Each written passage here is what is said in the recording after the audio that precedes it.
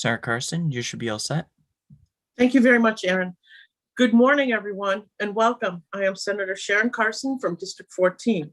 Today, we will be holding a meeting of the Senate Committee on Executive Departments and Administration.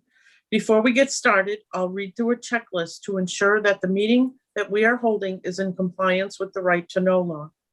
As chair of the Senate Committee on Executive Departments and Administration, I find that due to the state of emergency declared by the governor as a result of the COVID-19 pandemic and in accordance with the governor's emergency order number 12 pursuant to Executive Order 2020-04 and its extensions, this public body is authorized to meet electronically. Please note that there is no physical location to observe and listen contemporaneously to this meeting, which was authorized pursuant to the governor's emergency order. In accordance with the emergency order, I am confirming that 1, we are providing public access to the meeting by telephone with additional access possible by video and other electronic means. We are utilizing Zoom for this electronic meeting. All members of the committee and selected legislative staff have the ability to communicate contemporaneously in this meeting through this platform, and the public has access to contemporaneously watch and or listen to the meeting on Zoom or YouTube and via phone by following the directions and links provided on the general court website. 2, we have provided public notice of the necessary information for accessing the meeting in the Senate calendar. 3, we are providing a mechanism for the public to alert the public body during the meeting if there are problems with access. If anyone has a problem, please email remotesenate@leg.state.nh.us or call area code 603-271-6931. 4, in the event the public is unable to access the meeting, it will be adjourned and rescheduled. 5, please note that all votes taken during this meeting shall be done by roll call vote. 6, finally, let's start the meeting by taking a roll call attendance. When each member states their presence, please also state where they are and if anyone else is in the room with you during the meeting, which is required under the right to know law. I will call the roll. Senator Reagan. Senator Reagan, my office by myself. Senator Ricciardi. Good morning, Senator Ricciardi in my office in Concord alone. Senator Kavanaugh. Hello, Kevin Kavanaugh at my home in Manchester. I'm alone in the room, but my wife is in the house. Thank you. And Senator Prentice had to step away. She is here this morning. And Senator Carson, I am at my home in Londonderry and my daughter is in the room with me. We're gonna go ahead and open the public hearing on House Bill 72 and call the prime sponsor, Representative McGuire. Good morning, Senator, members Good of the morning. committee. I'm Carol McGuire, representing Merrimack District 29, which is the towns of Allenstown, Epsom, and Pittsfield. And House Bill 72 incorporates changes to the building code and the fire code that have been approved by the Building Code Review Board and the Fire Control Board, respectively. I would ask you to retain this bill since Senate Bill 15, which is Senator Carson's very similar bill, is in my committee in the House, and we intend to amend it to incorporate the latest revisions that other speakers will undoubtedly give you the details about it and pass it. And we would like you to have House Bill 72 in case of any further changes approved by these boards, because the Senate fall calendar is typically much more flexible than the House schedule. So we will let you pick up any updates that may happen, or if they don't, you can just kill it. Thank you very much for your testimony this morning, Chair McGuire. Are there any questions from the committee? Okay, seeing none, thank you very much. Very good. Next, I'm going to call Paul Parisi. Good morning, Madam Chair. Can you hear me? Good morning. Yes, we can. Good morning, Madam Chair, members of the committee. For the record, my name is Paul Parisi, and it is my privilege to serve as State Fire Marshal. And I am here today in support of House Bill 72 and certainly concur with Chairman McGuire's sentiment to retain the bill. As she said, House Bill 72 rather. Senate Bill 15 is in the House right now, and it looks like they will likely amend it. The amendments that she was referring to would be to incorporate several exhibits that were adopted by the Board of Fire Control in December. And so essentially this would catch everything that the Board of Fire Control has done in the last approximately 18 months. As you may recall, this bill actually went through an omnibus process under HB 1234 in the 2020 session, and it was approved by the House and the Senate, but ultimately was vetoed by the governor for other reasons in July of 2020. So we support the being retained, and hopefully you will see it the same. Thank you very much. Thank you very much for your testimony this morning, Chief. Are there any questions from the committee? Okay, seeing none, thank you. Thank you. Next, we're going to call. Paul. I can't even talk this morning. Ari Pollock. Mr. Pollock, you should be able to unmute yourself. Good morning, Senator Carson, members of the committee. Good morning. Ari Pollock with the New Hampshire Home Builders. Thank you for receiving my testimony here in support of House Bill 72, but certainly was here for Representative McGuire's testimony and concur with the sentiment of retaining the bill in favor of Senate Bill 15. We understand the subject matter is nearly identical. Senate Bill 15 has received amendments that collect up the work of the Fire Control Board. I also am in the midst of a conversation about some additional amendments that would collect up additional work of the Building Code Review Board. This is becoming a little bit of an omnibus bill of its own, and we're going to try to collect up whatever amendments and work product of those boards we can so that we can ratify that work product and have those codes be as current as possible as they roll forward for New Hampshire. And so we support the efforts of both Senate Bill 15 and House Bill 72. And we understood that in a COVID environment, it was better to have 2 over 1. And if Senate Bill 15 is our preferred vehicle, then we're all in favor of having that reach the finish line and having House Bill 72 waiting in the wings in the event we need something else to carry us forward. With that, I'll complete my testimony. Thank you. Okay, thank you very much for your testimony this morning, Mr. Pollock. Are there any questions from the committee? Okay, seeing none, thank you.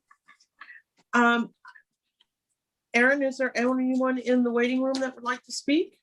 Senator Carson, I don't see anyone with their hand raised. Okay, I am going to go ahead and close the public hearing on House Bill 72. We do not have Senator Prentice with us. I think we can just go ahead and, oh, here she is. Okay. Problem We're good. temporarily solved. Okay, terrific. I Thank hope you. everything's okay. Yeah.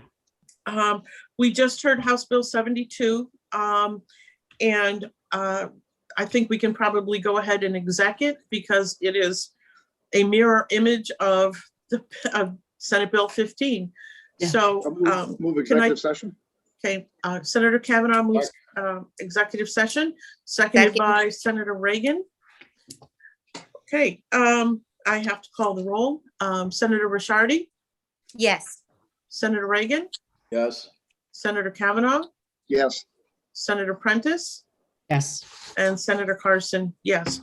I'd like to move to re-refer this bill back to the committee. We should just keep a hold of it just in case something goes wrong with Senate Bill 15. Okay, Senator Reagan seconds.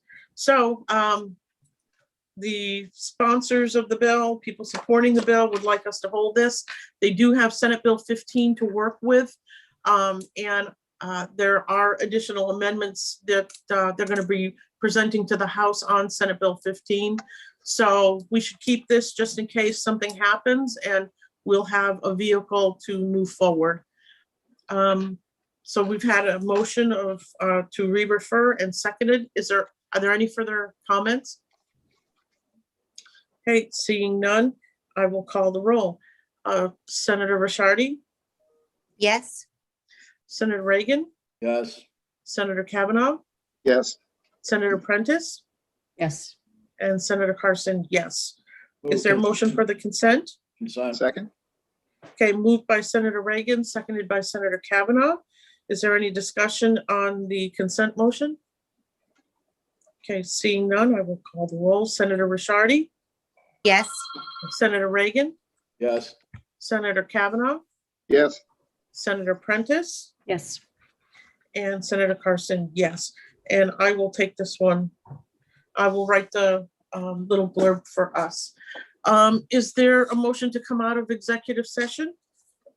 Moved by So moved. Senator Prentice, seconded by Senator Kavanaugh. Is there any discussion on that motion? Okay, seeing none, I will call the roll. Senator Ricciardi, Yes. Senator Reagan, Yes. Senator Kavanaugh, Yes. Senator Prentice, Yes. and Senator Carson, yes. Okay, we have 3 minutes before we go to House Bill 85. We can just hang here, or would you like to go into recess for a few minutes? Yeah, we'll go into recess until 9:15.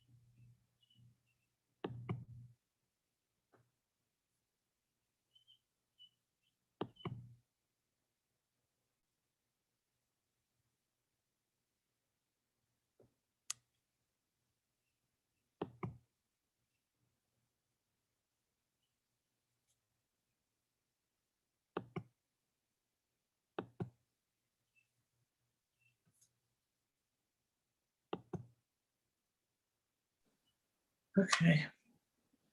We had 2 of you there for a minute, Senator Ricciardi. Well, when you said we could recess, I'm like, I'll get off the phone now. I got the laptop going, so. Good. Well, that's okay. My dogs have decided that they're going to bark at every squirrel that steps 1 foot in the yard. So just as we started, we went into recess, they started barking. So I closed the curtains down there so they can't see anything. So hopefully they're not going to bark anymore.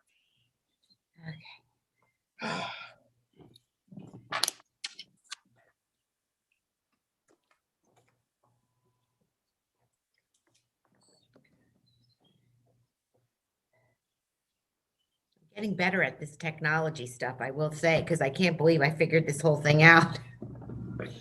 Yeah, it does. It can be. Yeah, the technology sometimes can be a little overwhelming, but it is. We have to get used to it. I mean, there's that saying about how your kids can help you with technology. So maybe we should have our younger children with us so they can explain how this stuff works. Okay, let's see, I think it is 9:15. Okay, it's 9:16. The committee will come out of recess and I will open the public hearing on House Bill 85 and recognize the prime sponsor, Representative Yokela. Thank you, Madam Chair and members of the committee. My name for the record is Representative Josh Yokela, representing Rockingham 33 District, including Fremont, Danville, and Brentwood. Today, I'm introducing a bill to set in motion the beginning steps of trying to address the twice-a-year time changes in fallback and spring forward of the daylight savings time. This bill comes from the committee that met in Massachusetts and studied this issue and said that it would be great for a number of reasons, economic reasons, health reasons, and they suggested that we move as a group and not as a single state. And so this bill would move contingent on other states adopting the same policy. And it also said that the federal government is not likely to allow us to adopt daylight savings time all year round, which would be the current time all the time, and not fall back in the winter and have dark evenings.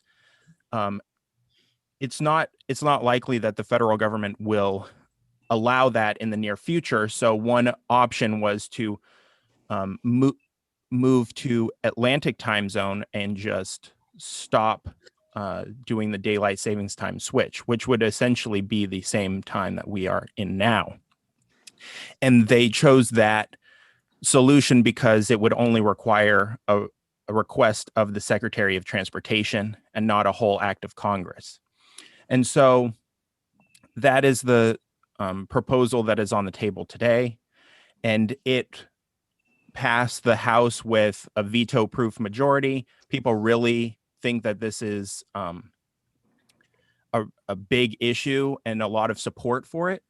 So it doesn't necessarily mean if we pass this bill that we will be switching, because it is contingent on those other states, and those other states are contingent on other states. And so it's more of a signal that we believe that this is an important issue, that this needs to be addressed. And if passed, it would encourage some of the bills in the federal legislature to be taken more seriously. And so with that, I'm happy to answer any questions. Thank you very much for your testimony, Representative. Are there any questions from the committee? Senator Kavanaugh. Thank you, Madam Chair, and thank you, Representative, for taking my question.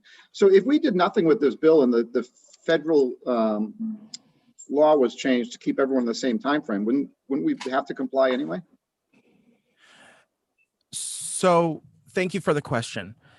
The bills proposed in the federal legislation is that they allow for you to accept daylight savings time all year round. It isn't forcing everyone to be on the same time zone. Right now, you can accept daylight savings time during the times that they specify, or you can accept standard time all year round. Those are your two options. And places like Hawaii and Arizona have taken the standard time all year round, and others, and pretty much all the other states, have accepted daylight savings time during the summer. And so all that the proposed changes at the federal level will be essentially a third option where you could accept daylight savings time all year round. And it wouldn't be mandating any specific solution. So thank you for the question. Thank you. Senator Prentice has a question. Thank you very much, Madam Chair, and thank you, Representative, for taking my question.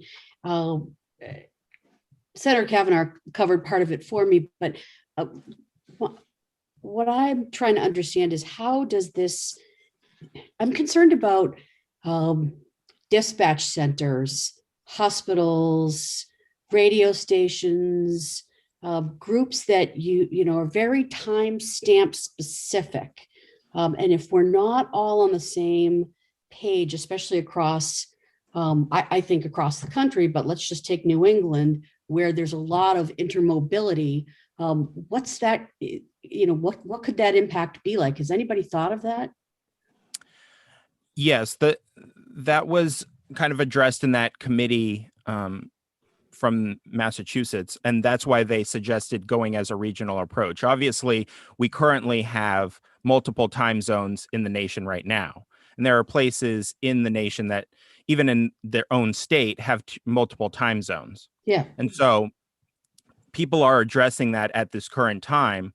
The issue is that people generally want to stay with their economic hub. And that's one of the reasons why Massachusetts is the contingency in this bill, is that we would not want to be on a different time zone than Massachusetts, because so much of our economic and even medical, et cetera, are tied with Massachusetts in our situation. However, there is Massachusetts and it's contingent on other states like Rhode Island and Connecticut often, and Connecticut is contingent on New York. And so it's as these bills start getting passed, a bigger and bigger block of states is moving.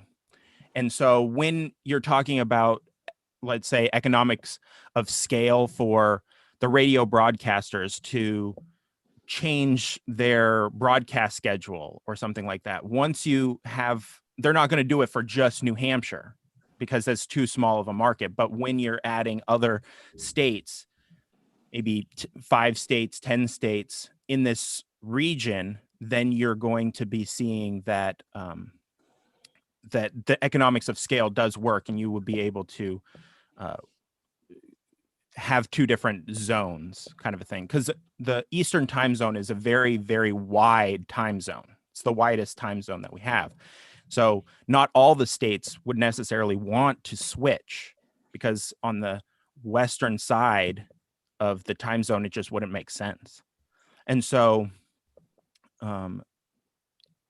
getting broken up into the Eastern time zone into 2 is not necessarily going to be an issue. And so in the long run, I think it's going to get there eventually, that we split the Eastern time zone into 2 time zones because it's so wide. It's I think about 100 or 1 hour and 45 minutes of sun time. That's how wide it is. And so if we divided it up into 2, then some of it would be in its actual sun time, and others would be not wanting to change because it would mess up their relationship to the sun time. So thank you for the question. Okay, are there any further questions for Representative Senator Prentice? Thank you, Madam Chair. And Representative, it's maybe more of a statement than a question. So I think this is an all or nothing proposition. I understand the way that this bill is laid out is to, if, you know, all 3 have to agree in order to make this change. But I do think this is a federal issue, and it's for it's an across the country. I work remotely. I work from my home. I deal with people from throughout the country. We're all adjusted to our time clocks. And I mean, I have to say that everybody that I deal with, because of Washington, D.C., lives on Eastern, the Eastern time, whether, standard or daylight, and that the creation of changing that into even 2 different sections, that's even more confusing for me. So I do appreciate you bringing this forward. I think we have to be really sensitive, and I'm not afraid to change anything, but that I think that this could create more confusion if it was done in one fell swoop for the entire country. I think that'd be one thing. Breaking this up into regions, to me personally, and I certainly think more about this, is confusing. And I'm concerned about all the industries that rely on what I call these different timestamps. And I'll stop there and thank you for your efforts. Yes, thank you. I would not be opposed, since it is a regional approach, I would not be opposed to an amendment to add more states as the contingency. So if you believe that something like New York and Connecticut and all of them need to be on the same, I think that once New York moves, pretty much everyone is going to move, because they're not going to want to be outside, except for the people that it doesn't make sense for. People are not going to want to be out of sync with the financial markets. So, but, Okay. thank you. Are there any further questions for the representative? Okay, seeing none, thank you. Thank you. Next, we're going to hear from Representative Fellows. Representative, you should be able to unmute yourself. Thank you. Can you hear me? We sure can. Good morning, Madam Chair and committee members. I'm Representative Sally Fellows from Holderness, and I oppose this bill. The written testimony I submitted yesterday afternoon, if you may not have had a chance to look at it yet, includes a chart that compares the sunrise and sunset times that you may want to refer to. Switching to the Atlantic time zone will make winter mornings darker and afternoons lighter. From November through March, the sunrise will be 1 hour later than it is now. That means in December and January, the sun will rise between 8 and 8:15 in the morning. This extended morning darkness poses a real safety threat for both school children and morning commuters. Children, especially in rural areas, will be walking to the bus stop at least 2 hours before, in some cases, 2 hours before sunrise. Where there are no sidewalks, they'll be standing in the road.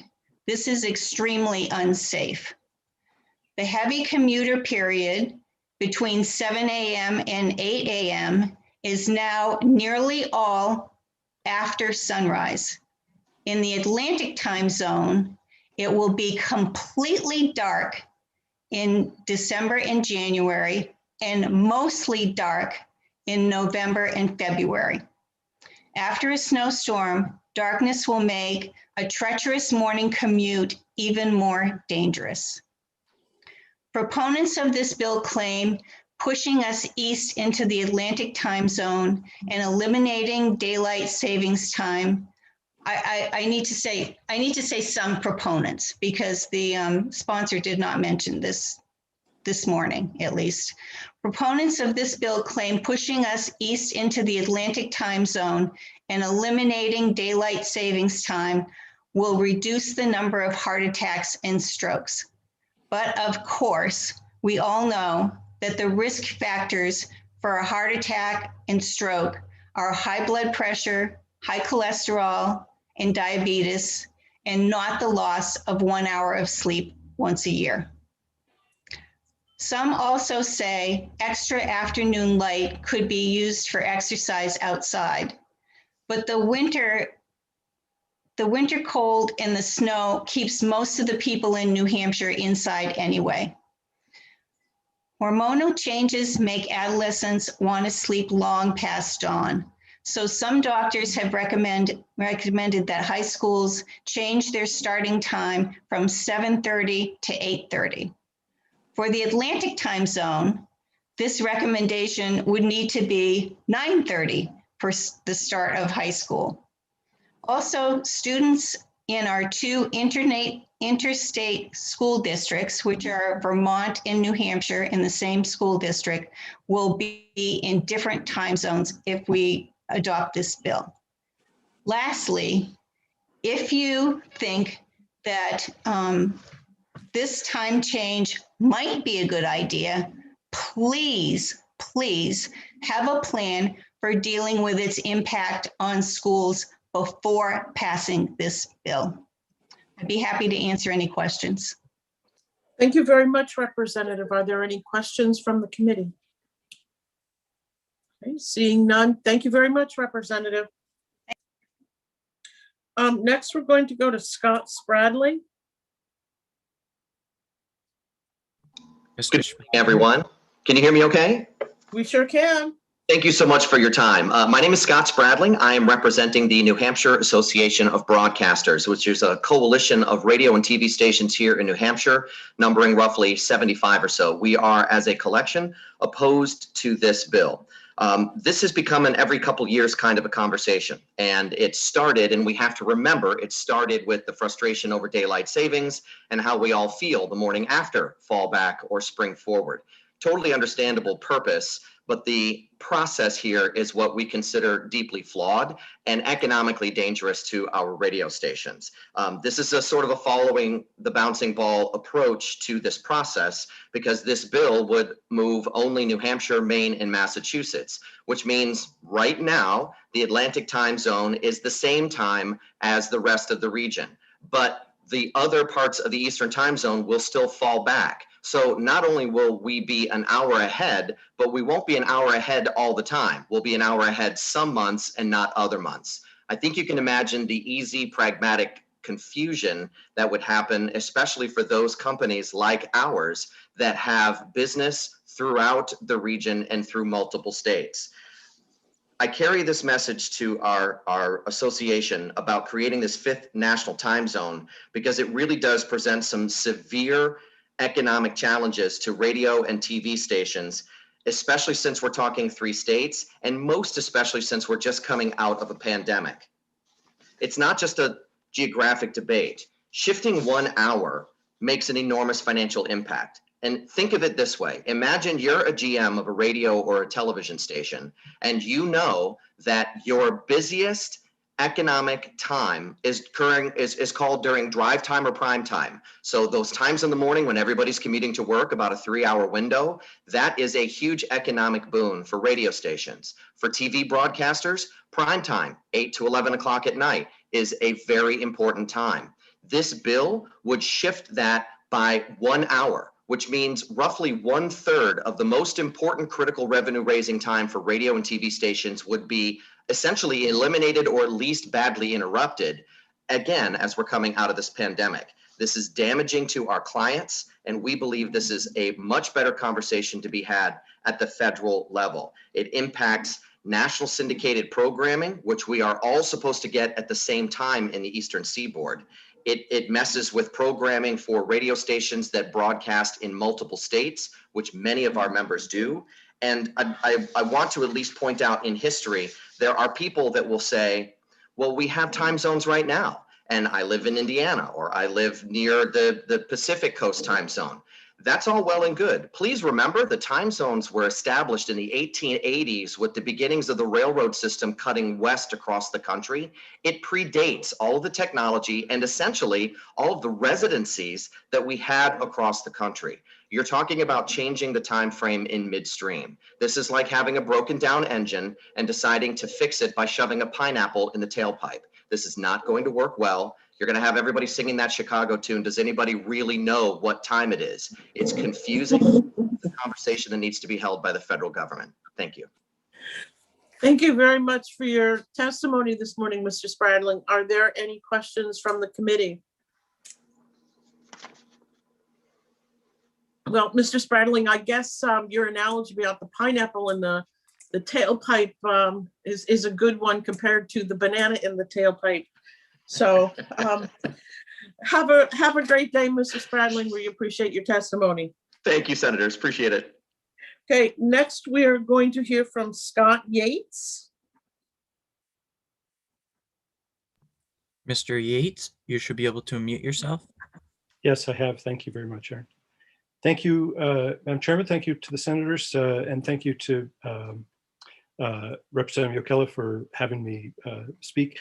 My name is Scott Yates. I'm the leader of the Lock the Clock movement, otherwise known as a guy writing a blog for about 7 years now about daylight saving time.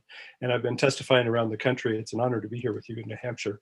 My great aunt, Elizabeth Yates, the Newbery Award-winning writer, was from Peterborough. And I had a couple of visits with her before she passed. And so I have great fondness for the Granite State. But I don't have any prepared testimony. I'm happy to answer any questions. Just a couple of things real quickly to kind of I hope it's okay, kind of correct a couple of the things that were said earlier. One is there are a couple of bills that are going through Washington right now. Excuse me, and the one that has the most traction is the one that comes from Senator Rubio and has bipartisan support from senators around the country, which would be the Sunshine Protection Act, which would put the whole country into permanent, what we think of now as daylight saving time. It would just take the time that we have now and have the whole country go there permanently. That's the bill that has the most attention. And honestly, I think what Representative Yokela was kind of getting at is if you pass this bill today, it's sort of a signal to the New Hampshire delegation to say, yes, this would be a good idea to be co-sponsors. Senator Rubio's office tells me the best way that they have to get co-sponsors for their bill is when they see that a state legislature has passed something. And so this bill is an exact right kind of thing to pass that would be an indication to Senator Rubio's office that they could go after the New Hampshire delegation to get them to be co-sponsors to get this bill passed. I got to say this bill is right in the middle. There are about 40 states that are looking at bills or that have already passed it. We're up to 16 states now that have passed something that's similar. I think we're going to have 2 more added maybe this week or next week, Montana and Georgia. Actually 3, Nebraska could also have their bill signed this week. So, and this bill, I got to say, is right in the middle of the bullseye in terms of it doesn't go too far. Like some bills are kind of overwritten. Some bills are kind of don't do enough. This one's kind of right in the middle of the bell curve. It does a great job of saying that the intent of New Hampshire is that they want to see something that's consistent regionally, that addresses the concerns from broadcasters and others. And so that concern is basically dealt with. And then one quick thing about the concern about school children waiting in the dark. That's the most commonly held misconception about this whole idea. Pedestrians are 6 times safer in the mornings than they are in the afternoons. And so a big study was done up in the state of Washington, and they found that overall there'd be significant saving of life in pedestrian accidents by having permanent daylight saving time, because you'd be switching more daylight to the more deadly time for the afternoon time when kids are coming home from school. So that's for not just kids, but for all pedestrians. So there's no question that permanent daylight saving time is safer overall. There's definitely, there's a little bit of confusion about the thing with heart attacks and strokes. Heart attacks and strokes is just an issue for that 1 week of after the spring forward time change. So eliminating that eliminates lots of health consequences. But then overall, the health consequences between permanent daylight time or permanent standard time, it's kind of a wash. There are some circadian sleep scientists that say that it's better if we're in permanent standard time. But for New Hampshire, which is so far east in the Eastern time zone, to say that it's a good idea that your sun goes down at 4:15 in the afternoons in the winter is just kind of not paying attention to what the reality is for you in New Hampshire. So anyway, that's my comments. Thank you very much for allowing me to speak. Happy to answer any questions about what's going on with the federal legislation or how your legislation would interact with other states around you. Thank you very much. Thank you very much for your testimony, Mr. Yates. Are there any questions from the committee? Okay, seeing none, thank you again.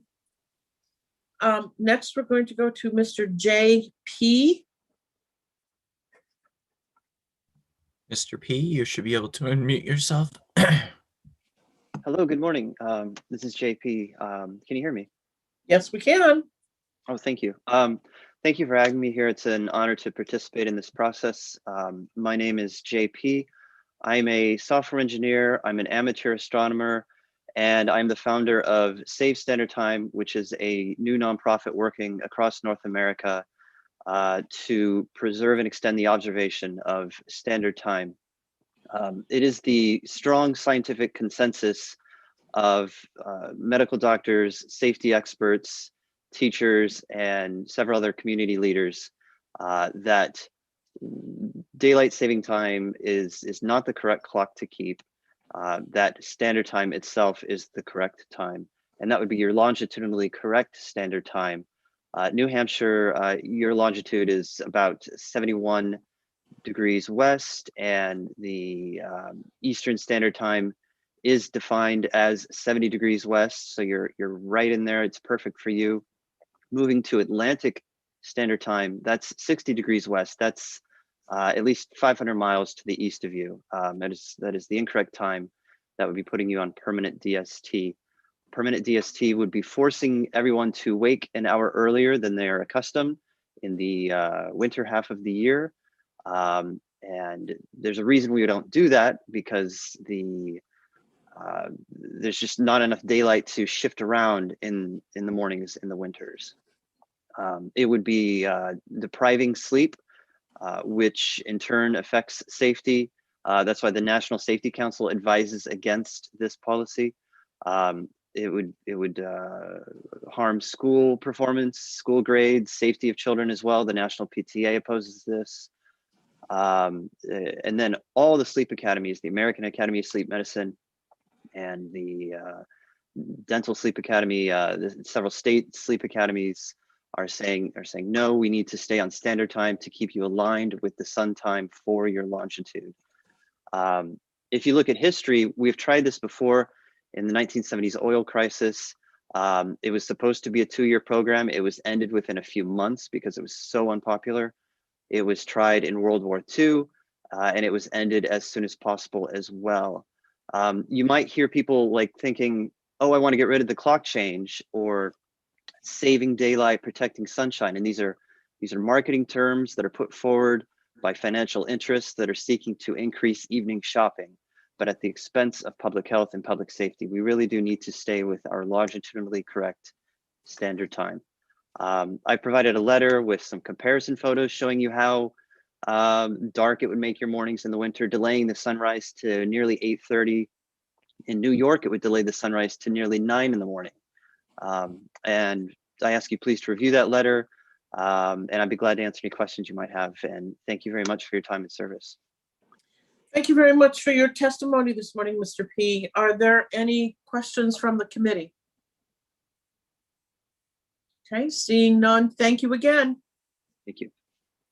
Next, we're going to go to Joseph Graham.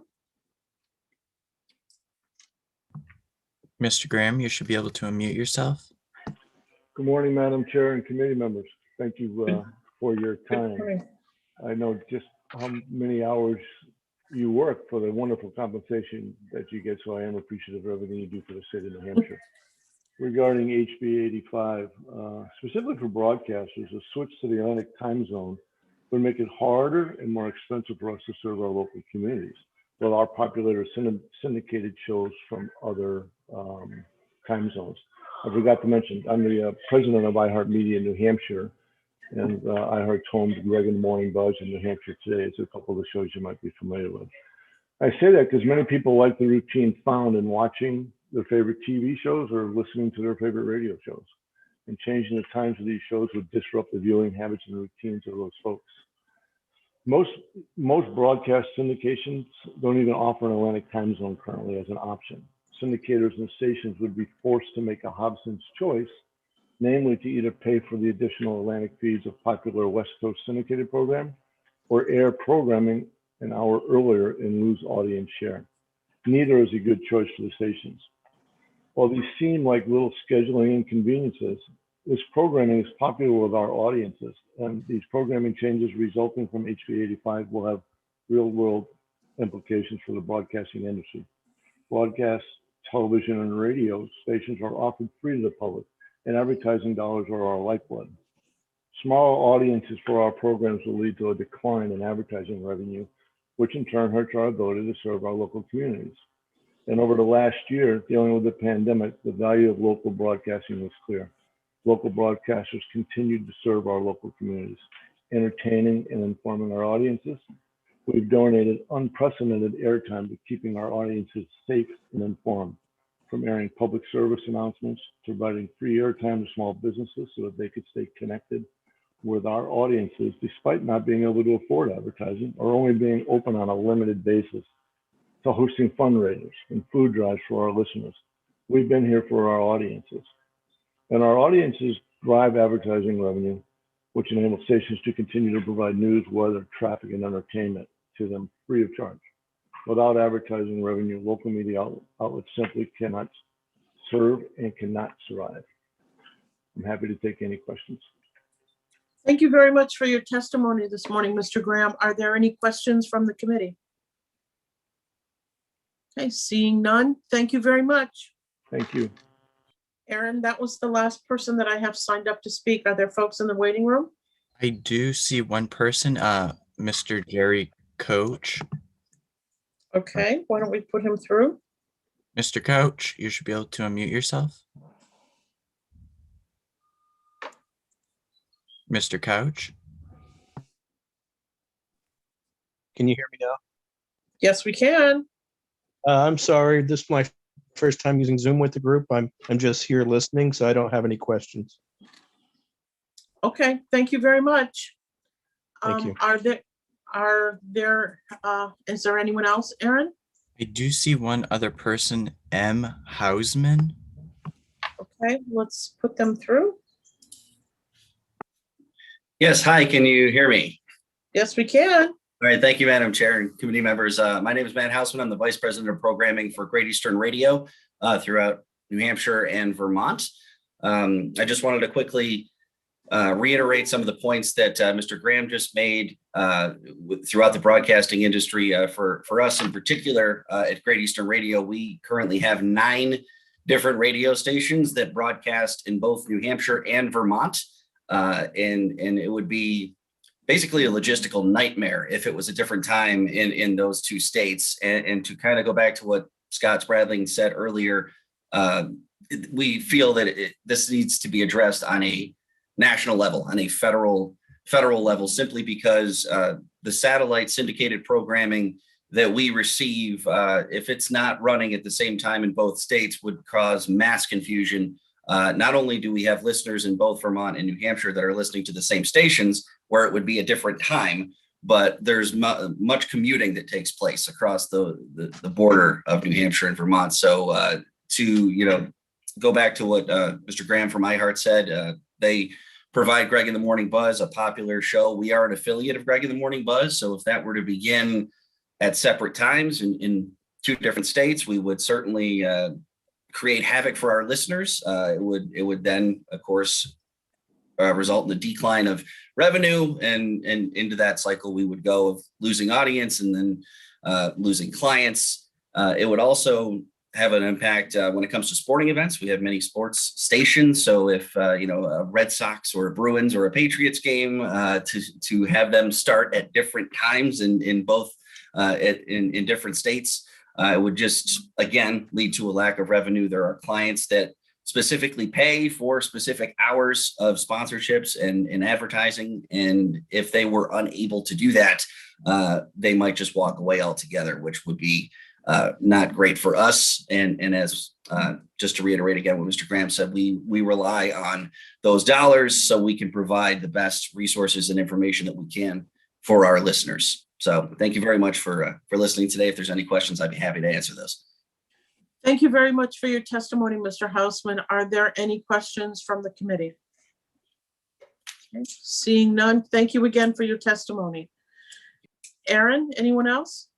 Sarah Carson, I don't see any hands raised. Okay, we're seeing that no one else wishes to speak.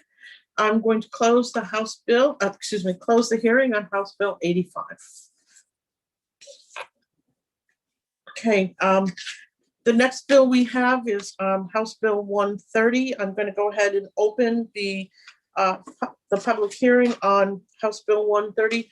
I would just like to let everyone know that I have to jump off of the hearing a few minutes prior to 10. I have to introduce a bill into House ED&A, and I will be turning the gavel over to the Vice Chair, Senator Reagan.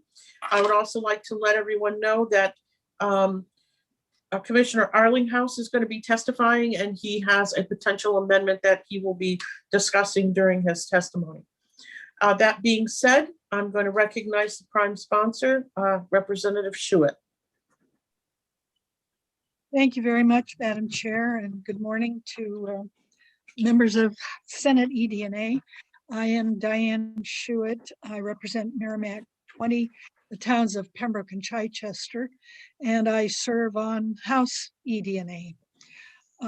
I was requested by the retirement system to introduce House Bill 130 to resolve an inconsistency in the statutes regarding deductions from certain retirees' monthly allowances toward their health care premium. Specifically, the bill clarifies whether the New Hampshire retirement system or the deductions should precede Department of Administrative Services deductions. I presented the bill as you see it, along with an amendment which would have placed the DAS deductions first.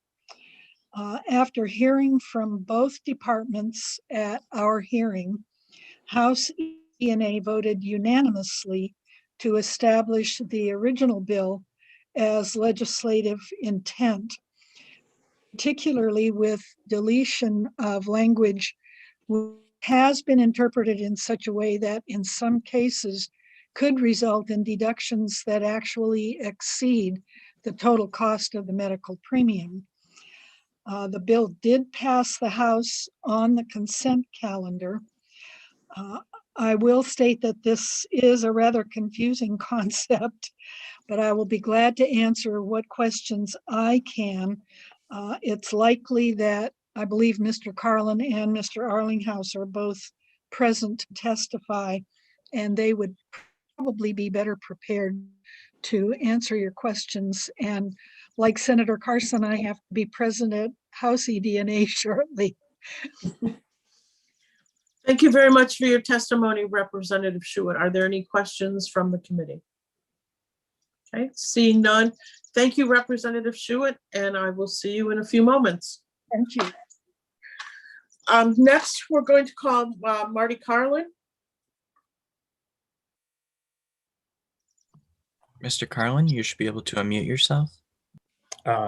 Thank you, Madam Chair and members of the committee. My name is Marty Carlin, and I'm representing the New Hampshire retirement system on House Bill 130. NHRS does not have a position on the bill, but as Representative Schuett stated, we had asked her to sponsor legislation that would clarify what we see as a disagreement of interpretation with the Department of Administrative Services on the billing for the retiree premium for state of New Hampshire retirees who are eligible for the NHRS medical subsidy.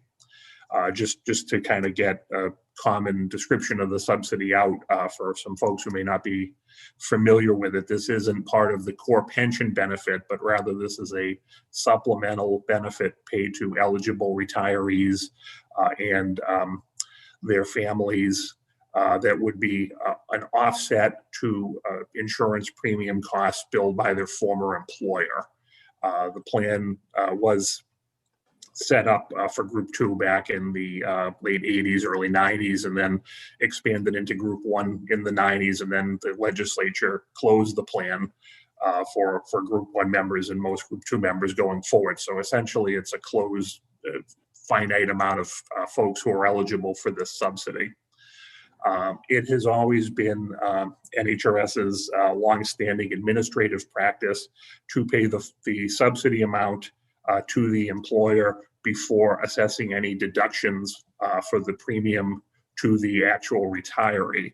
So what we encountered this year was a situation where the retiree premium, the cost of retiree insurance for Medicare eligible state of New Hampshire retirees, that actual premium was slightly under the full subsidy amount. So our feeling is we don't have the statutory authority to bill those retirees for the 10% state premium contained in the law.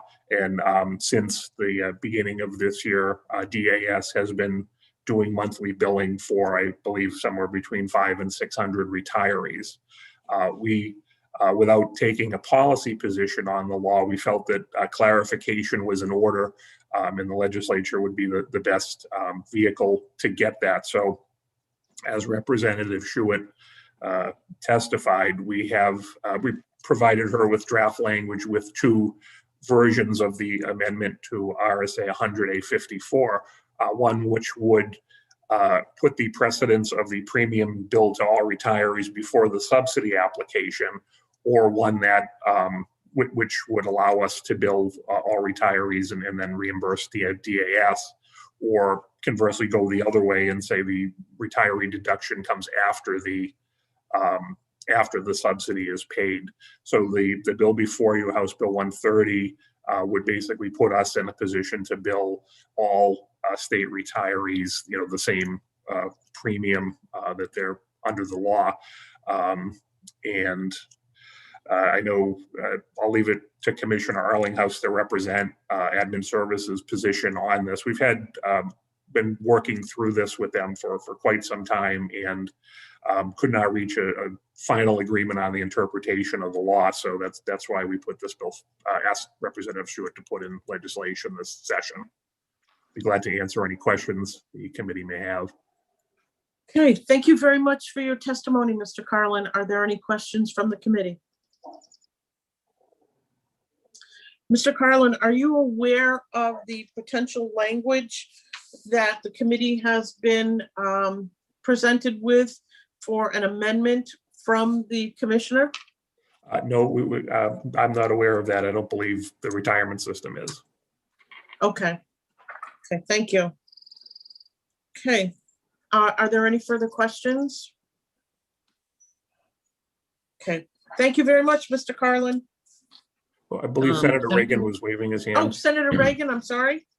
So Marty, does either method add or subtract from the unfunded liability of the system? No, sir. The medical subsidy accounts are what are called 401h trusts outside of the core pension trust. So it doesn't add or detract from the unfunded liability for the pension benefits. Essentially, the employer rate contains a component to fund the medical subsidy on a pay-as-you-go basis. So we charge the state and then we reimburse them basically what they paid us. So it's a fairly closed circulating system of finance. Okay. Are there any further questions? Okay, seeing none. Thank you very much, Mr. Carlin. Thank you. I'm going to go ahead and call Commissioner Arlinghouse to testify. And at this point, I will be jumping off to go over to House ED&A. I will be back just as soon as I finish. Thank you.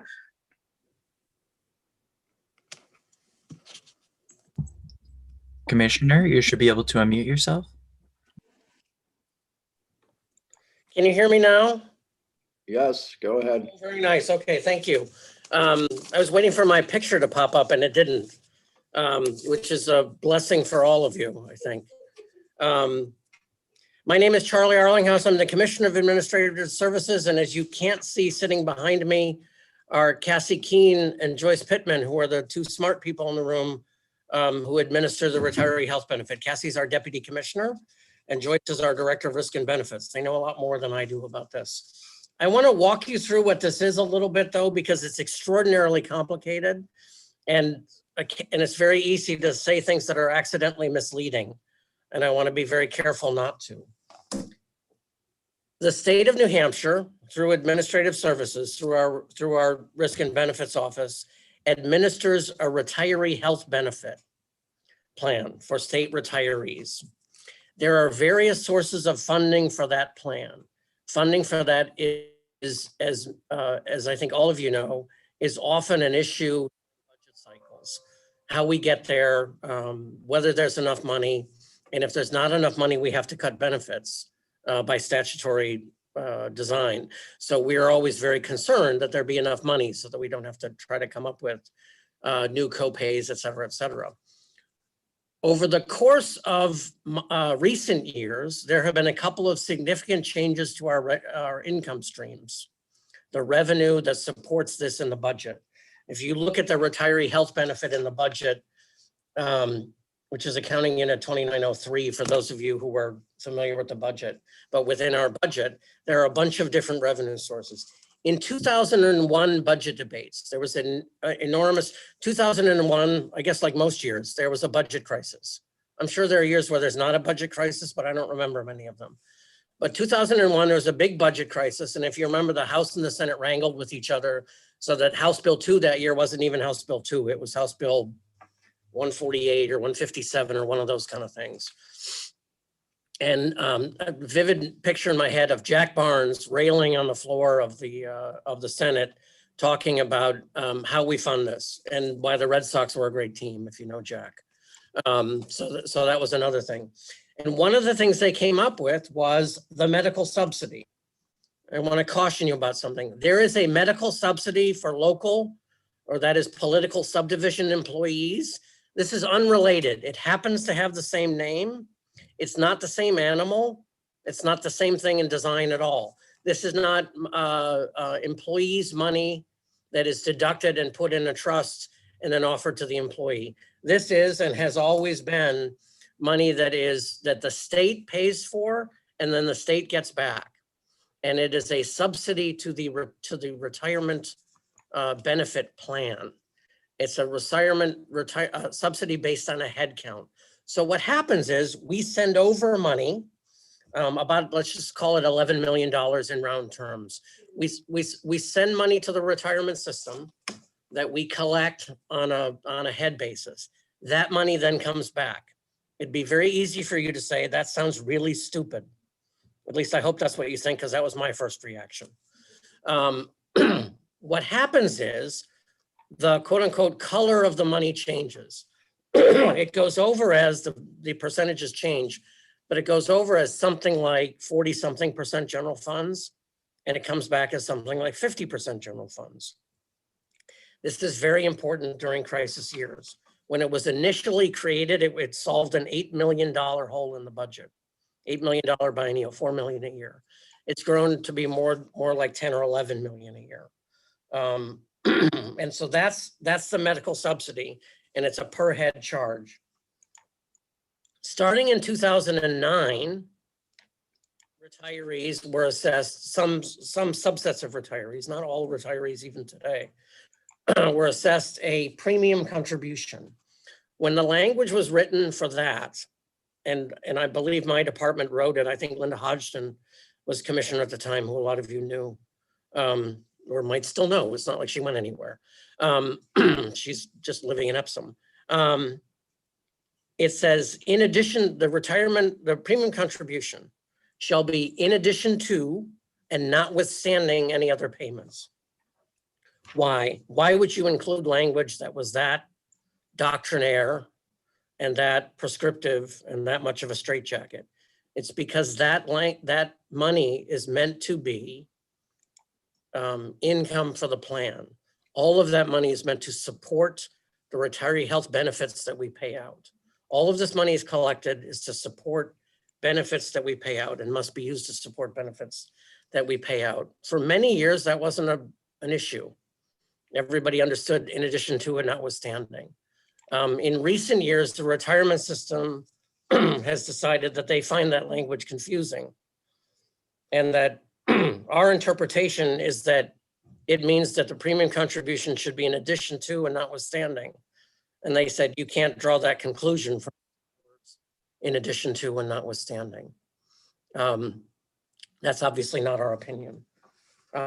We sought legislation, they sought legislation. We had a meeting where we asked the Attorney General's office to research this matter for us. Kristen Lavers, an assistant AG in the Attorney General's office, wrote a 7-page memo on the history of the matter and the interpretation of the statute. The retirement system said, yeah, we don't agree. We're not going to tell you why, but we don't agree. And maybe you should seek legislation. So they sought a bill, we sought a bill. The purpose of the bill, and the language is similar. There is a parallel bill in House Bill 2. We told the retirement system that we would seek, that we would talk to the governor's office. And as this is a budget matter, seek to put it in the budget. That hadn't happened at the time this bill was introduced in the House. Mr. Carlin should be aware of the language that we've proposed to you, because we told the retirement system what it is. It's in House Bill 2 and it was presented to the House as well. So, but I'll make sure I send him a copy as well. Our goal here is to support the plan and support the benefits of the plan.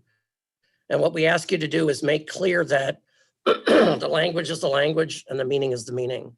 And that the premium contribution is meant to support the retiree benefit plan, and that it is in addition to and notwithstanding. We really would prefer that language not be reduced. In addition to that, the medical subsidy that is meant to be sent to us on a per head basis, because of course we fund it, should be sent to us in its entirety and not partially. Our language was drafted by lawyers to be comprehensive and to address all the areas of the statute.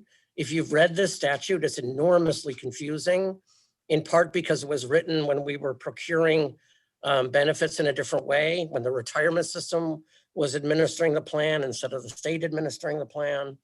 Nonetheless, if you go through the language, and we had lawyers go through it at the Attorney General's office, it's relatively clear what's meant to happen. And that is to say the revenue streams that are meant to support the retiree health benefit plan should be meant to support it. If you were to adopt the amendment as we propose it, there would be no room for interpretation, and there would be no room for disputes. We believe, like the retirement system, that is the point of a good law.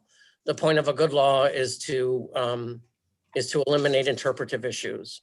It is not meant for us to decide, well, you know what, I think this year that means, and we should do that instead. So what we would ask your consideration to put this forward. I'd be happy to share with the committee, if they're interested, the seven-page memo from the Attorney General's office from 2019 on this matter. And I'd be happy to send that to you. I didn't want to bombard you last night with all sorts of information. And, oh, the burden of billing, I'm sorry. That's a good point. Cassie's pointing something out to me. There are 621 people who are currently being billed for their retirement benefits. They all have the same reaction. Why are you sending me a bill when it's meant to be deducted from my retirement check? And our answer is because the retirement system won't do that anymore in your particular case. We have to bill them under the statute. We have to terminate their health benefit if they do not pay their bill. Fortunately, it hasn't come to that. We've come close with a number of people. And typically it's them saying, well, why can't you just get it out of my check? There's plenty of money there, and we can't. In addition to that, we are not staffed for that, right? This is not a function we perform. We don't have a billing office. We don't have a billing operation. We have a financial staff that people currently, and 3 vacancies because of the hiring freezes, manages a $300 million health benefit plan.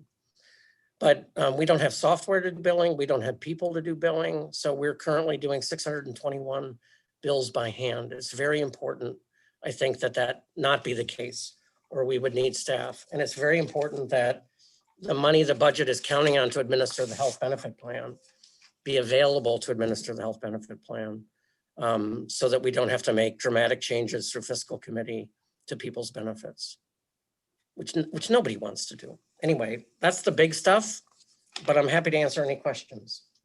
Okay, the most important question right now, how does this affect the individual retirees' net pay? It wouldn't affect the individual's retirees' net pay. It would affect who sends him a bill. Currently, 621 people are being sent a bill by us, and the rest of them are having it deducted from their check. No retiree would pay more or less because of this. So then the purpose of the bill is to let the retirement system make the deduction and pay what you now are, DAS is now running through a billing cycle to get the money from the retiree. For those 600 people, that's exactly right. In addition to that, the language would clear up any misinterpretations or competing interpretations of whether the premium contribution is in addition to and notwithstanding, and whether the medical subsidy is intended, as it was in 2001, to be revenue for the plan. Questions from the committee? Seeing none, thank you, Mr. Arlinghouse. Thank you for having me. Who's next? I see Marty Carlin has his hand raised. Go ahead, Marty? Marty. Thank you, Mr. Chair. I just wanted to clarify, based on the commissioner's comments, we are aware of the language in House Bill 2. So if the proposed amendment to House Bill 130 mirrors that, we are cognizant of that. And as to the billing issue, just to reiterate, we believe the language contained currently in HB 130 would allow us to bill all the retirees as a standalone, and the HB2 was the HB2 language is supplemental. They wouldn't conflict in any way in terms of what their intent was trying to do. We are investigating, the details of the HB2 language just to make sure it's applicable for us. But if that was the amendment that Senator Carson asked about, we are aware of that language. Okay, do you have, and can you answer which is the least expensive way to accomplish this deduction?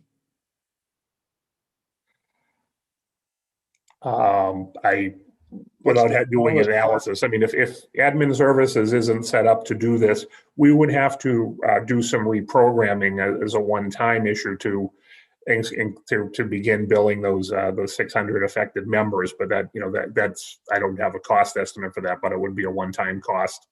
We already do bill other retirees, both state and political subdivision, for premiums through their pension benefits.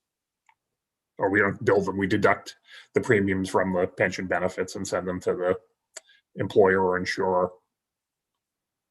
So this is not the only thing that you make deductions for. Yes, for many of our employers and retirees, they prefer to have insurance deductions taken from their pension rather than being separately billed. So a lot of our political subdivision retirees are on a health trust plan, through their former employer. So we would take those deductions and just reimburse the insurance administrator rather than them sort of chasing down individuals on a monthly basis for the premiums. Questions from the committee? Thank you, Marty. Thank you. Who else do we have? I do see Commissioner Arlinghouse with his hand raised again. Do you want me to bring him in? Sure. Commissioner, you should be able to unmute yourself. Thank you. The only thing I wanted to add to Senator Reagan's question about the financial costs and the administration of it, I wanted to point out that from a state budgetary standpoint, our amendment is drafted to protect the revenue streams to the state retiree health plan. And so there is a difference between the two approaches for that. We would protect the premium contribution. We would protect the medical subsidy. And there is a modest but growing impact to the state budget if we do not do that. Okay, thank you. Thank you. Do we have any other witnesses? We have Miss Keene and Miss Pittman who signed up, but they were with Commissioner Arlinghouse, and I don't see any other hands raised to testify. Okay. Then I guess we're safe to close the hearing on House Bill 130. And we will open the hearing on HB 186. Representative Ebel, you should be able to unmute yourself. I believe I have. Can you hear me? Go ahead. Okay. Thank you. Good to see you all. My name is Representative Karen Ebel. I'm testifying here and introducing HB 186. I represent Merrimack District 5, which is New London and Newbury. I sent in my testimony, so I will summarize it. This is a bill that seeks to repeal inactive committees, statutory committees and commissions, and revises the membership of duties of certain of these committees. And I urge you to recommend passage of the bill. The bill passed the House on the consent calendar with the unanimous recommendation of the House Committee on Legislative Administration. The bill is the culmination of over 2 years of work by 2 committees on committees and House Committee Services researcher Pam Smarling. In fact, Chair Carson was a member of this committee. When I was first appointed as Deputy Speaker in the last term overseeing statutory committee appointments, I was shocked to realize that there were almost 300 appointments of House members that had to be made to almost 250 statutory committees. The appointment process is staggering, and whether you're in the House or the Senate, and I know that all of us have created them and all of us have served on them, so you know what I'm talking about.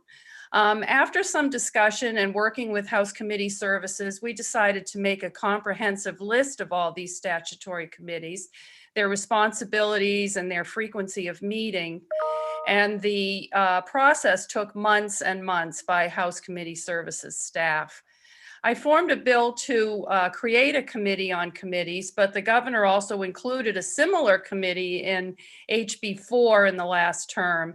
And that committee was to look at not only statutory committees, but committees formed by executive order.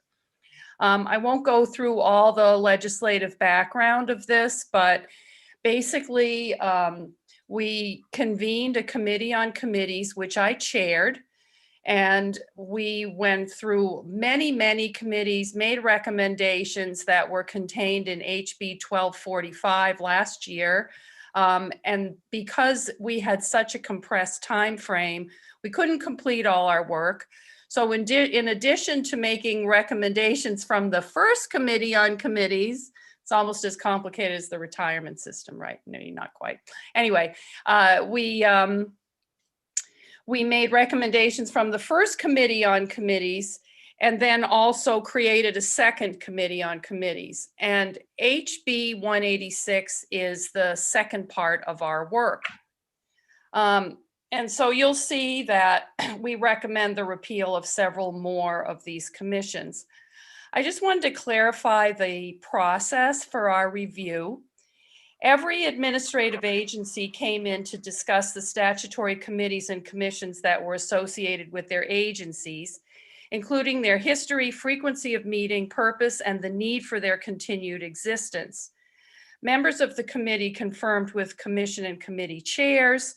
And what I want to really clarify is that the administrative charge of this committee was to make no substantive changes. We were merely looking at them to see whether they were still serving the purpose for which they were created. And just because, you know, we're all very, very busy and we don't want to waste anybody's time. The members of this committee may remember that in 2010, Representatives Neil Kirk and Lori Harding pursued a similar course.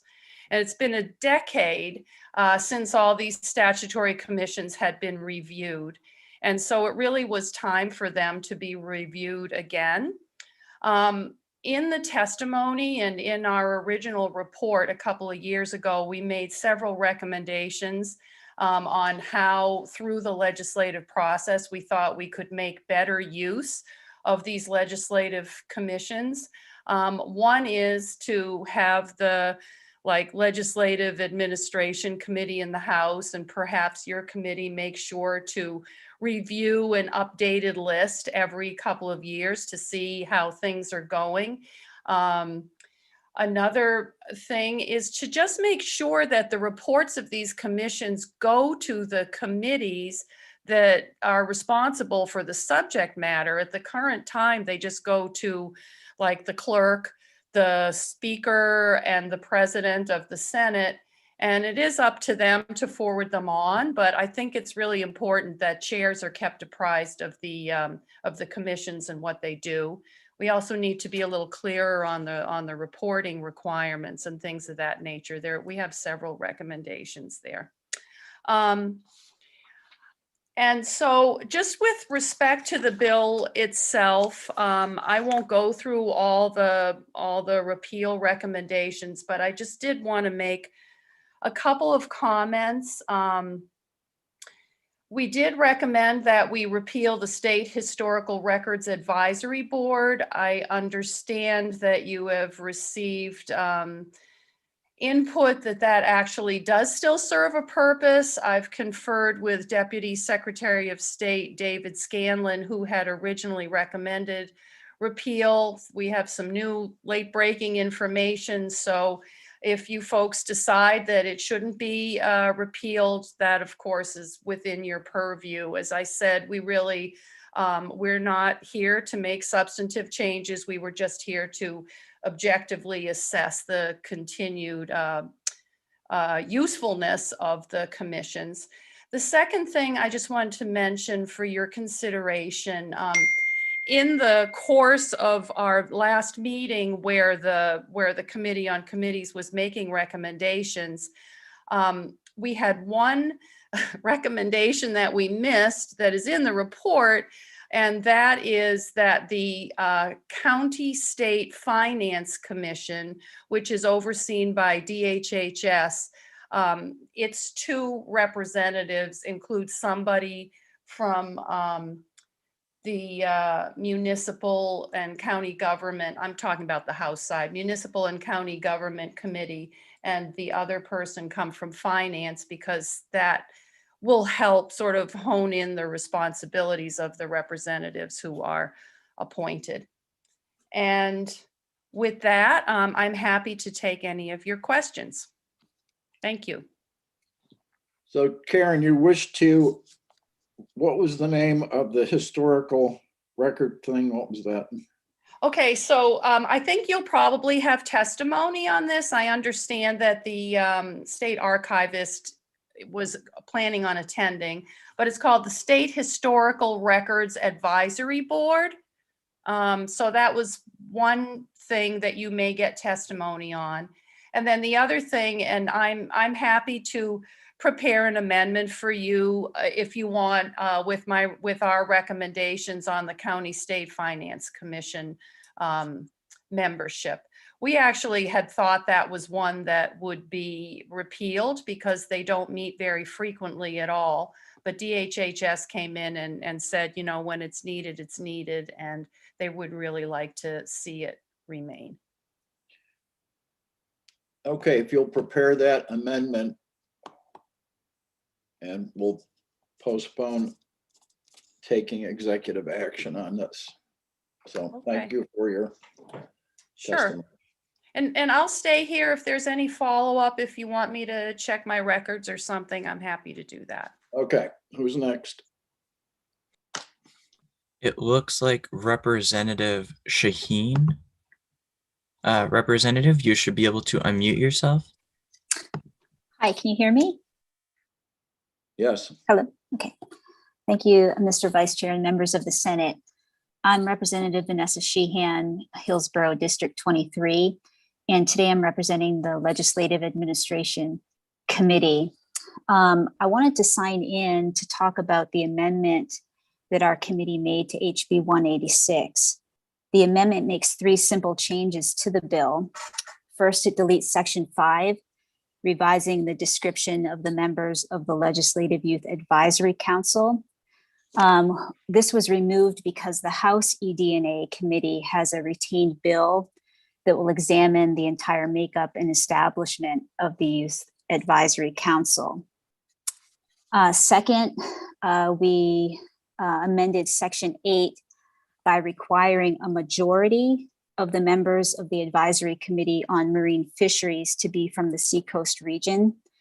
The bill deleted the residency requirement entirely, and current law requires all of the members to be from the Seacoast. So we just amended it to say a majority of the members should be from the Seacoast region instead of all of the members. And lastly, It deletes references to Joint Healthcare Reform Oversight Committee in RSA 420N and RSA 126AA. This committee is obsolete and it's completed its mandate according to Tyler Brennan from the Insurance Department. So these are the three simple changes in the amendment, and I'm happy to take any questions. Okay, so you're going to send that amendment to Mr. Lapine. Okay, I will. Thank you. Okay. Questions? Thank you. Yeah.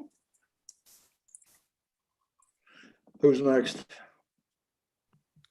I believe Representative Hill is next. Representative, you should be able to unmute yourself.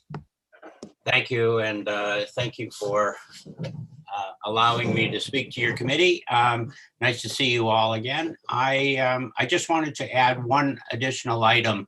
After our hearing in executive session, we were contacted by the Honorable Sean Jasper, Commissioner of Agriculture. He had expressed interest in removing an additional committee on weights and measures that I'm not sure whether he has signed up, but it was our advice to contact your committee and testify today in order to have that done rather than set up a separate hearing after we had already met. Didn't seem right to do a floor amendment on something like this because we anticipated some others would be coming forward and we could do one big amendment, and perhaps Representative Ebel could handle the commissioner's request as well. Other than that, I think we're good to go with one amendment. Questions from the committee? Seeing none, thanks, Greg. Cam, you got a note on that? Okay, thank you. Anybody else? Representative Bergeron. Representative, you should be able to unmute yourself. Yes, thank you. And thank you, Mr. Chairman and members of the committee. I am one of the speakers that wanted to touch upon the State Historical Records Advisory Board. That appears in the list of committees and commissions on page 1, and it's actually line 2. I had sent the committee members some detailed information back on Friday at 6:58 p.m. So I'm going to be very brief, particularly given the sponsors' comments. The State Historical Records Advisory Board serves as a state-level review body for grant proposals submitted to the National Historical Publications and Records Commission, which is a grant funding arm of the National Archives. There is a board in all 50 states, in the District of Columbia, and 5 territories. In New Hampshire, the State Historical Records Advisory Board meets primarily when a New Hampshire institution is submitting a grant to NHPRC for funding. And we are one of the early steps in the process. The board hasn't met in recent years because there have been no grant applications requiring the board's review. Since 1964, however, New Hampshire has received more than $1.4 million for projects that were undertaken by the University of New Hampshire, Keene State College, Dartmouth College, Portsmouth Athenaeum, Manchester Historic Association, Strawberry Bank, Peterborough Historical Society, and other organizations and groups. It's also supported publications projects like the papers of Daniel Webster and Josiah Bartlett. Okay, Mr. Bergeron, not to interrupt you, but Representative Ebel has agreed to, in her amendment, remove that removal. All right, then, Mr. Vice Chairman, and I would just answer any questions the committee members might have and my comments at that. Questions from the committee? Thank you. Thank you. Anybody else, Aaron? I see Representative Ebel with her hand raised. Do you want me to call on her? Yes. Representative, you should be able to unmute. Okay, thank you very much. I just wanted to clarify something on the testimony from legislative administration. I'm looking at the version of the bill that the House passed last week, which is dated April 7th, 2021. And that bill, I mean, my bill was passed with the amendment that was recommended by their committee. And if you have the bill there, for instance, on page 3, line 13, the change regarding the membership of the Marine Resources Council has already been changed. The amendment was, I mean, I'm looking at the calendar with the amendment. So I'm not sure, but I think that the changes that were supposed to come in from Ledge Admin have already been made. I can confirm that with the chair, but I'm looking at the calendar and I'm looking at the draft of the bill that you have. Okay, if you will contact that Representative clarify. Sheehan and get us an amendment that will make it less complicated from a very complicated project. Yeah, I'd be happy to. And I did understand that the state archivist was going to be here to speak in support of withdrawing our repeal recommendation. I guess he's not here, but with that, as you know, as we've agreed, I'll just take that out.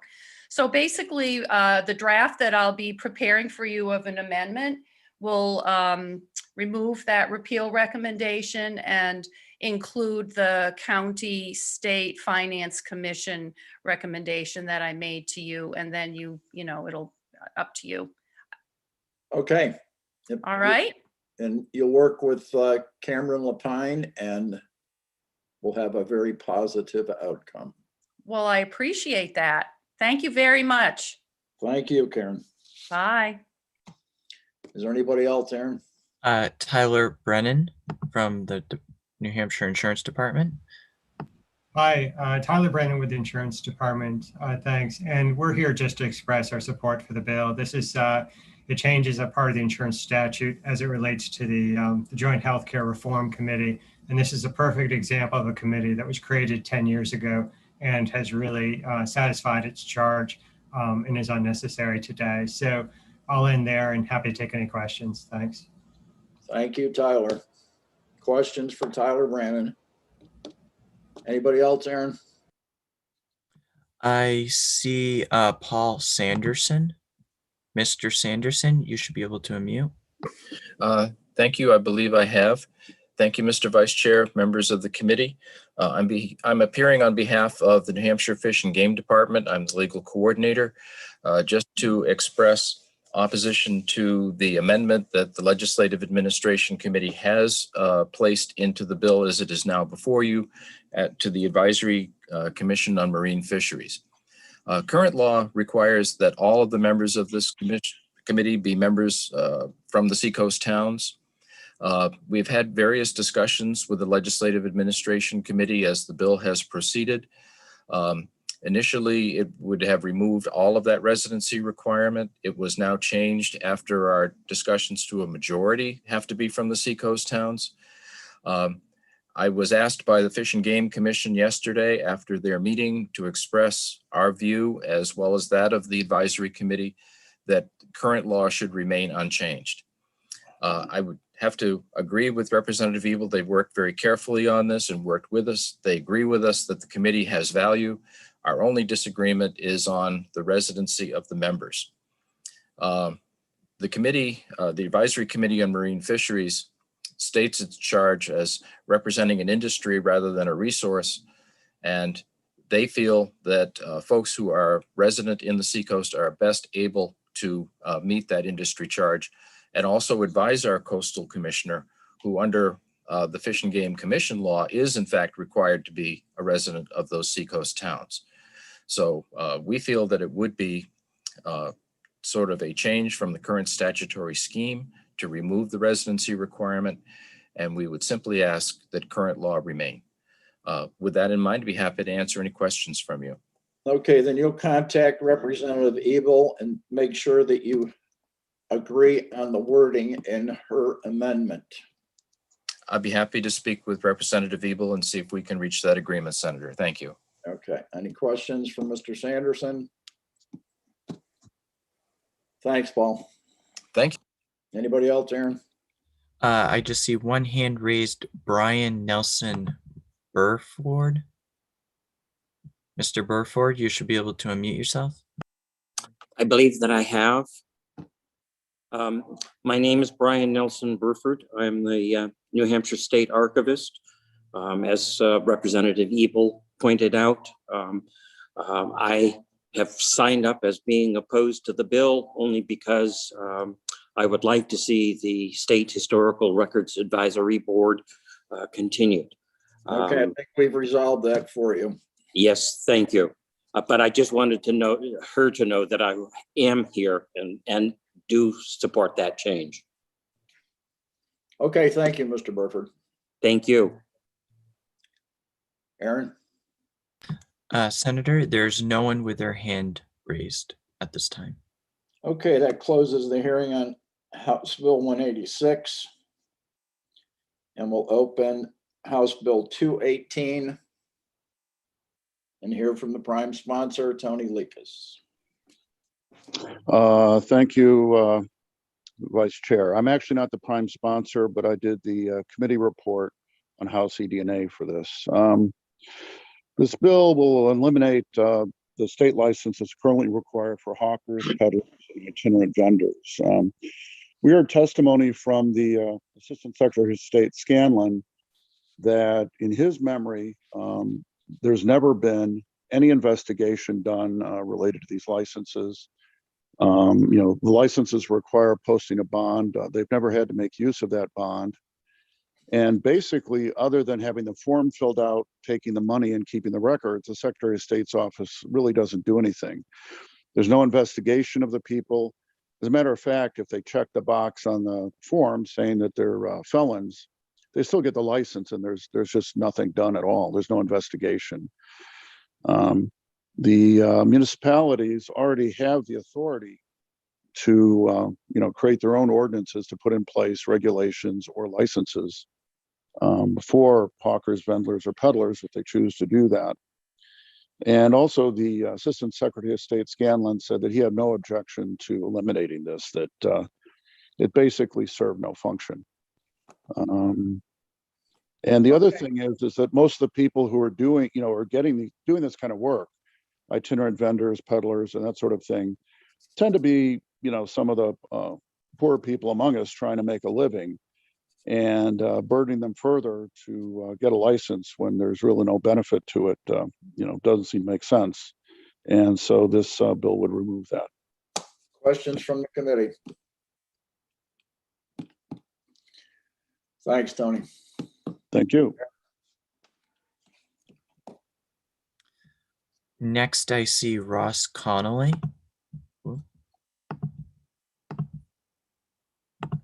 Mr. Connolly, you should be able to unmute yourself.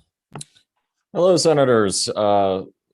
Thank you for holding this hearing today. Just for the record, my name is Ross Connolly. I'm the Deputy State Director for Americans for Prosperity in New Hampshire, and I'm here to voice our support for HB 218.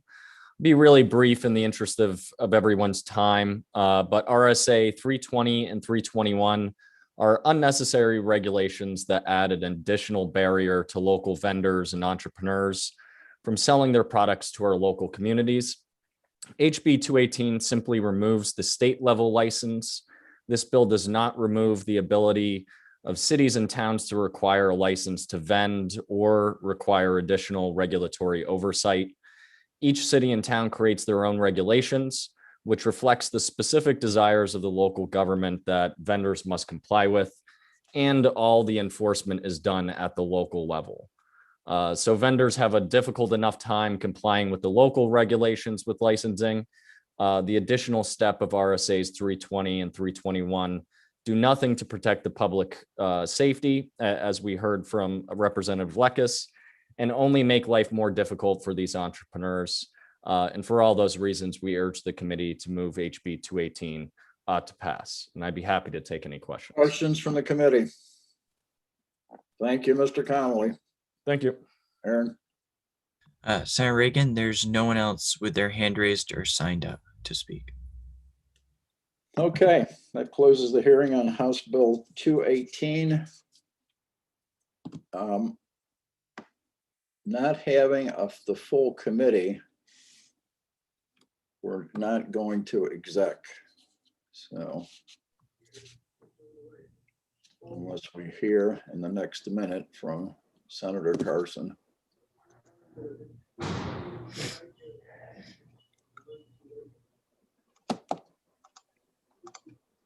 Okay.